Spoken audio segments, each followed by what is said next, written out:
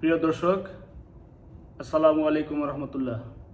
আজকে ভিডিওতে ছোট্ট করে কয়েকটি অতিশয় জরুরি কথা বলবো।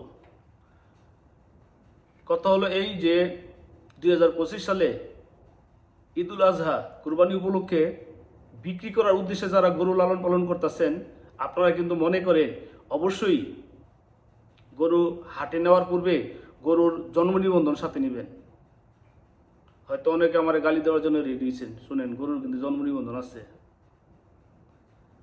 আগেকার দিনে খামার ছিল না, খোলা মাঠে অবয় বিচরণে গরু লালন পালন করতেন।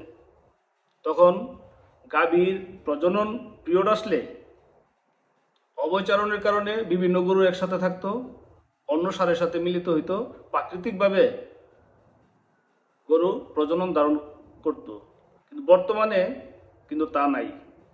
অবয় বিচরণ যেহেতু নাই, খামারি অথবা প্রান্তিক খামারি অথবা কৃষক যারা দুই একটি গাভী পালন করে, যদি তাদের গাভী বুঝতে পারে যে প্রজনন পিরিয়ড আসছে, তখন তারা এলাকার যে পশু ডাক্তার বা এলাকা ভিত্তিক যে পশু হাসপাতাল ওইখানে যোগাযোগ করে, তখন সরকারি বেসরকারিভাবে যেমন ব্রাগ, এসিআই ও অন্য কোম্পানির লোক কৃত্রিমভাবে এই সিমেন্স পুশ করে থাকে।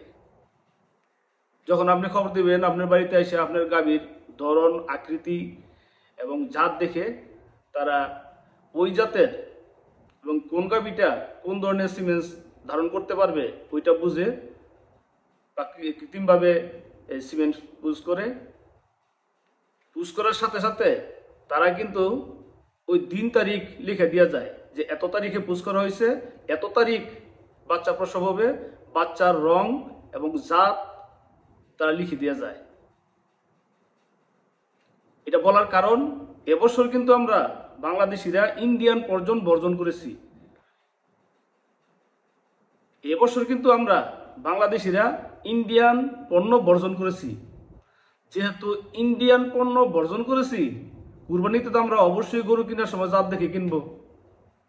তাই আপনি যদি জন্ম নিবন্ধন সাথে না নেন, হয়তো আপনার গরু অবিক্রি থাকতে পারে।